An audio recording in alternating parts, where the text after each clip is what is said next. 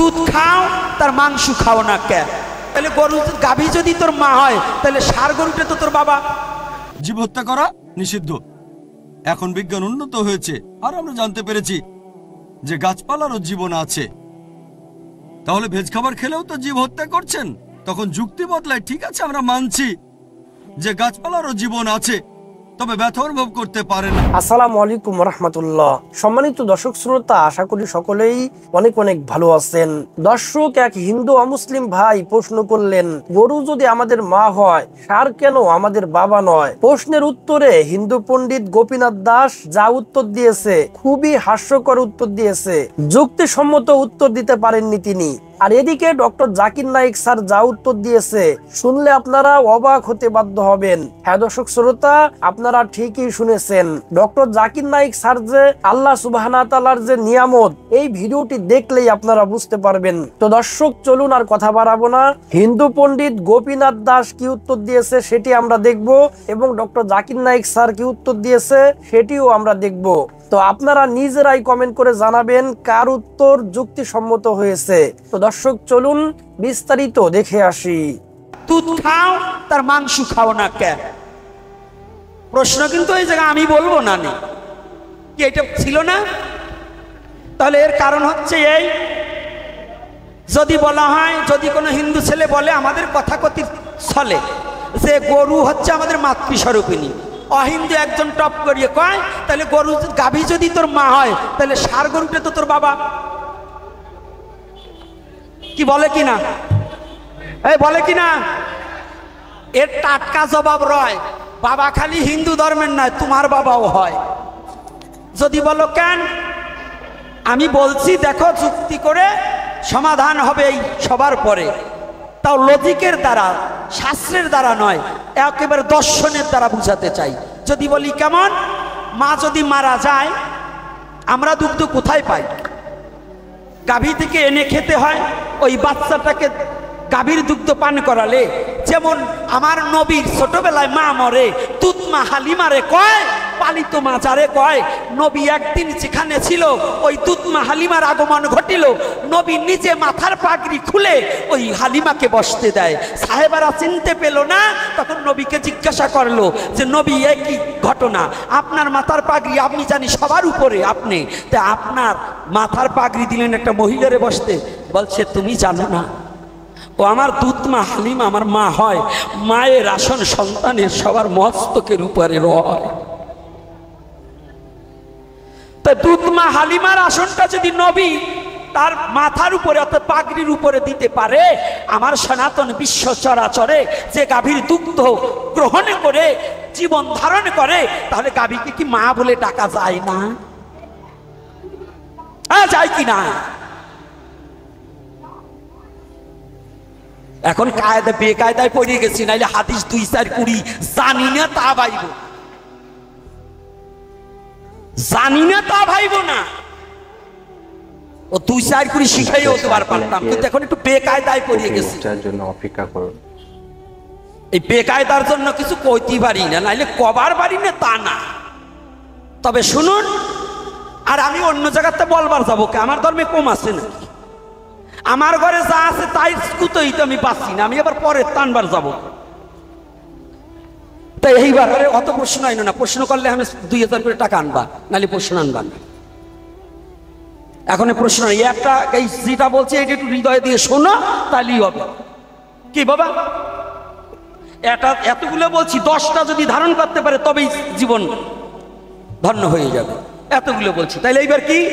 তাহলে গাভী কি জননী স্বরূপা, মানে মাতৃস্বরূপা?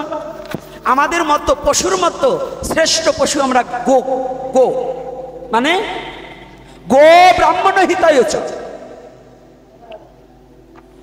মনুষ্যর মতো ব্রাহ্মণকে সম্মান করিবে, ব্রাহ্মণকে কইতে নেছে সে কাজ করলা, ব্রাহ্মণকে ওই যে উত্তরবঙ্গে একটা বাইরে হয়েছে, কয় বাউনের ছাওয়ালি বাউন হবে, মানে পাড়ার ছাওয়াই পাড়াবে, ওটার পেটে আর কিছু হবি না। বাদ দাও, তুমি যদি ওই ছাগলের সাথে সনাতন ধর্মের সাথে তুলনা করো, এইটা কি চলে? ছাগলের ছাগল হবে, এইটাই নিয়ম চলে না। সনাতন ধর্ম সেটা চলে না। সনাতন ধর্ম হচ্ছে সাধনার ধর্ম। ব্রাহ্মণ হতে হলে সাধনা করে আত্মোন্নতি প্রকল্পে ব্রহ্মতত্ত্বকে অবগত হলে তাকে ব্রাহ্মণ বলে। সেটা ঋষির ছেলেও ব্রাহ্মণ হতে পারে। কথাটা একটু ভালো করে জানতে হবে। তাহলে পশুদের মতো গো, মানুষের মতো ব্রাহ্মণ। ব্রাহ্মণ আর বৈষ্ণব এতে কোনো পার্থক্য নেই। যদি কেউ বলে ব্রাহ্মণের হাতে বৈষ্ণব খায় না, বৈষ্ণবেতে ব্রাহ্মণ খায় না, না, এটা মিথ্যা কথা। আমি আমারে ব্রাহ্মণে রান্না করে দিলে খাবো, কিন্তু সেই ব্রাহ্মণটা কেমন একটু তাই দেখবো। দেখবো না? একাদশীর দিনে চরণ ধরে জুলেতে জুলেতে নইয়ে যাবে, ওই হারামির রান্না আমি খাবো না। হ্যাঁ, চরণ চেনেন তো? আজকাল সনাতন ধর্মের মধ্যে গুরুদেবের পা ধোয়া জল খায় না, মুরগির পা ধোয়া জল খায়। কারণ হিন্দু বাড়িতে মুরগি পোষে, গুরুদেব দীক্ষা নেবার চায় না।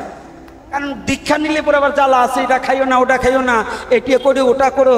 আর যদি মুরগি পুষি তাহলে তার কোনো জ্বালা যন্ত্র নাই, প্রত্যেক দিন এটা করে ডিম দেবে। আমি দক্ষিণ অঞ্চলে গিয়েছিলাম পাঠে, তাই এক মা সকালবেলা যাচ্ছে ঘাটে, পড়িয়ে গেছে আমার বাটে।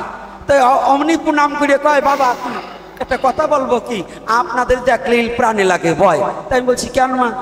অনেক ভুল ধারণা আছে যে হিন্দুদের ননভেজ খাবার খাওয়া উচিত না, এটা ভুল ধারণা।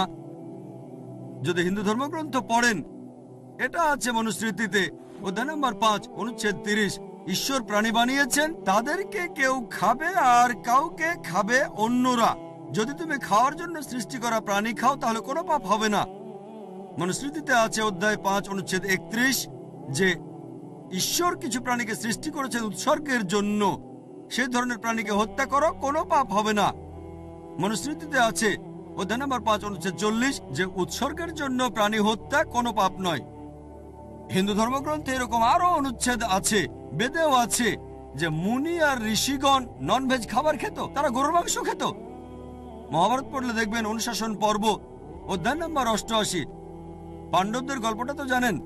পঞ্চপাণ্ডব 5 ভাই, সবচেয়ে বড় ভাই যুধিষ্ঠির, তিনি ভীষ্মকে জিজ্ঞেস করলেন যজ্ঞের সময় কি উৎসর্গ করব, পূজার সময়, যাতে আমাদের পূর্বপুরুষের সন্তুষ্ট হবেন।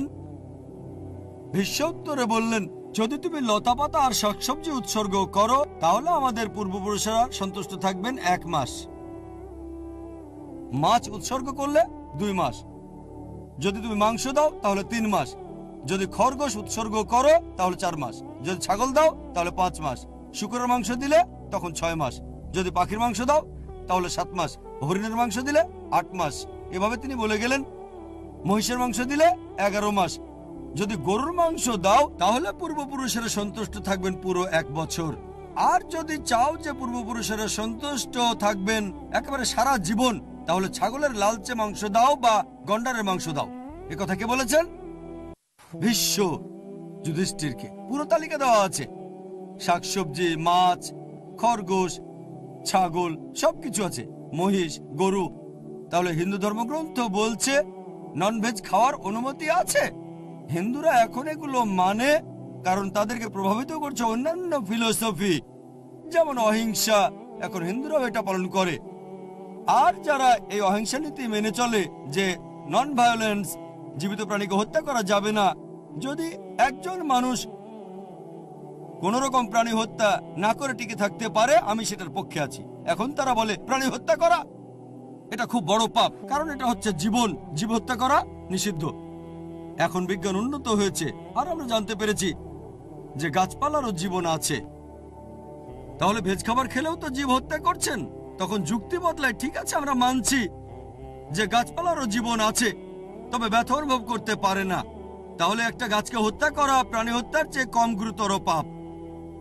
আচ্ছা, তর্কের খাতিরে মানলাম, কিন্তু এখন বিজ্ঞান বলছে আমরা মানুষরা যে শব্দ শুনতে পাই তার কম্পনাঙ্ক 20 সাইকেল পার সেকেন্ড থেকে 20,000 সাইকেল পার সেকেন্ড, এর নিচে বা উপরে হলে আমরা শুনতে পাই না। বর্তমানের বিজ্ঞান বলে যে গাছপালা কান্নাকাটিও করে, কিন্তু সেটা মানুষ শুনতে পায় না।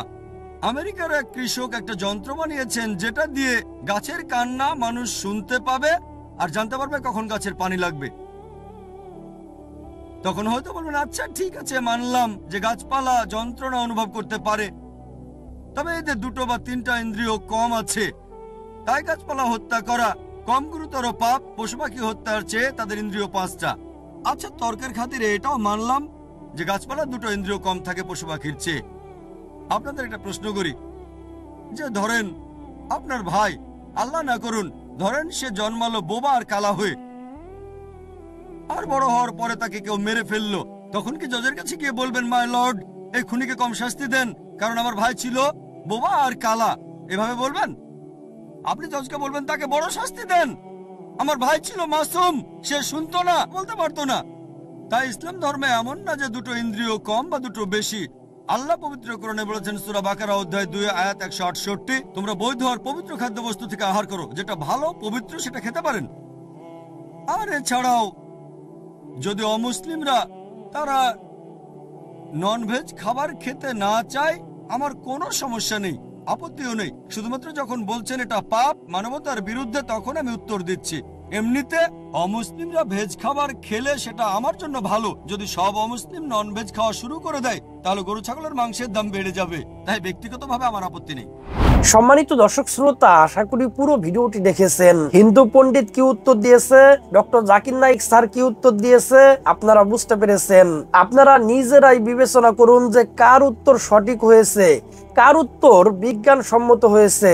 ডক্টর জাকির নাইক স্যার কিন্তু কঠিন জবাব দিয়েছে, মাশাআল্লাহ, আলহামদুলিল্লাহ। দর্শক, আপনারা সকলেই ডক্টর জাকির নাইক স্যারের জন্য দোয়া করবেন। ডক্টর জাকির নাইক স্যার শুধু মুসলিমদের জন্যই নয়, পুরো পৃথিবীর মানব জাতির জন্য আল্লাহ সুবহানাহু ওয়া তাআলার পক্ষ থেকে নিয়ামত। আলহামদুলিল্লাহ, আলহামদুলিল্লাহ। দর্শক, আমরা সকলেই আরো দোয়া করব আল্লাহ সুবহানাহু ওয়া তাআলা যেন পুরো পৃথিবীর নন মুসলিম ভাই বোনদেরকে হিদায়াত নসিব করেন, তাদেরকে যেন আলোর দিশা দেখান। তো আজকের এই ভিডিওটি এ পর্যন্তই। ভিডিও নিয়ে আপনাদের মন্তব্য কি? আপনাদের মূল্যবান মন্তব্য অবশ্যই কমেন্ট সেকশনে জানিয়ে দিবেন। ভিডিওটি ভালো লাগলে লাইক এবং শেয়ার করে দিয়েন। আর হ্যাঁ, নিত্য নতুন ইসলামিক ভিডিও পেতে চ্যানেলটি সাবস্ক্রাইব করতে ভুলবেন না। ভালো থাকুন, সুস্থ থাকুন, এই দোয়া রইল। বেঁচে থাকলে দেখা হবে পরের ভিডিওতে। আল্লাহ হাফেজ।